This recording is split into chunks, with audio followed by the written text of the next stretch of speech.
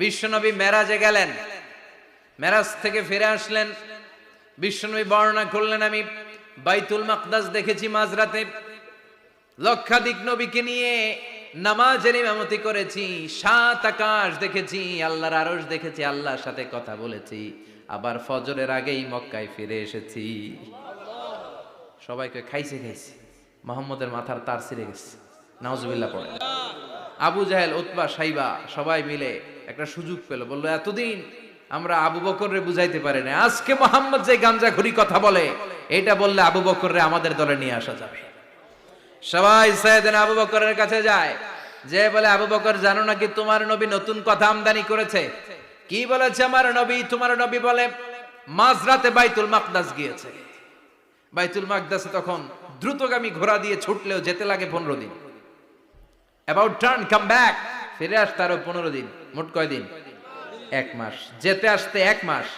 তোমার নবী মাঝরাতে নাকি বাইতুল মুকাদ্দাসে ইমামতি করছে, 7 আকাশ ঘুরেছে, আল্লাহর আরশ দেখেছে, আল্লাহর সাথে কথা বলেছে, আবার ভোর হওয়ার আগে নাকি মক্কার জমিনে ফিরে এসেছে। আবু বকর বললেন, আসলেই কি আমার নবী এই কথা কইছে?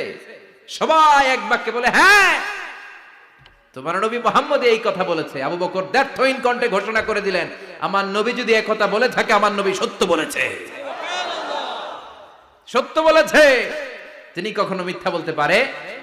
বিশ্বনবী খুশি হয়ে গেলেন, সাইয়েদনা আবু বকরের জন্য দোয়া করে দিলেন, আর বললেন, আবু বকর আনতা লাস্তা আবু বকর ফাকাত, আজকে থেকে তুমি শুধু আবু বকর নও, আজকে থেকে তুমি আবু বকর সিদ্দিক। সিদ্দিক, সত্য গ্রহণে, সত্য প্রকাশে, সত্য মানার ক্ষেত্রে আপোষহীন, কোনো আপোষ নাই। চিল্লায় কোন ঠিক কিনা?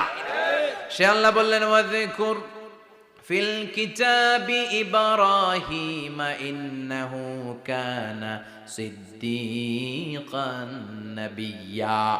ও নবী, আপনার এই কোরআনের ভেতরে আমার খলিলের নামটা রাখেন, কারণ আমার খলিল যেন তেন কোনো নবী নয়, সাধারণ পয়গম্বর নয়, আমার নবী ইব্রাহিম হলো সিদ্দিক, সত্য প্রকাশে আপোষহীন। এজন্য আল্লাহ খুশি হয়ে ওনার একটা টাইটেল দিলেন, টাইটেলটা হলো খলিল। ওয়াত্তাখাযাল্লাহু ইব্রাহিমা, চিল্লায় বলেন, ওয়াত্তাখাযাল্লাহু ইব্রাহিমা, আমি ইব্রাহিমকে খলিল বানিয়েছি। খলিল মানে দোস্ত। খলিল মানে কি? আল্লাহ দুনিয়ার একজনের দোস্ত ডাকে। কি মজার ব্যাপার, কেমন লাগে তার কাছে শুনতে? সুবহানাল্লাহ কইবেন না? ওনারে বানাইলেন খলিল, আর বিশ্বনবীরে বানাইলেন হাবিব। সুবহানাল্লাহ পড়েন। বাপ বেটা সব নিয়ে গেছে। সাইয়েদনা ইব্রাহিম হচ্ছেন বাবা, আর বিশ্বনবী ছেলে। বিশ্বনবীর অনেক উপরের পুরুষ হচ্ছে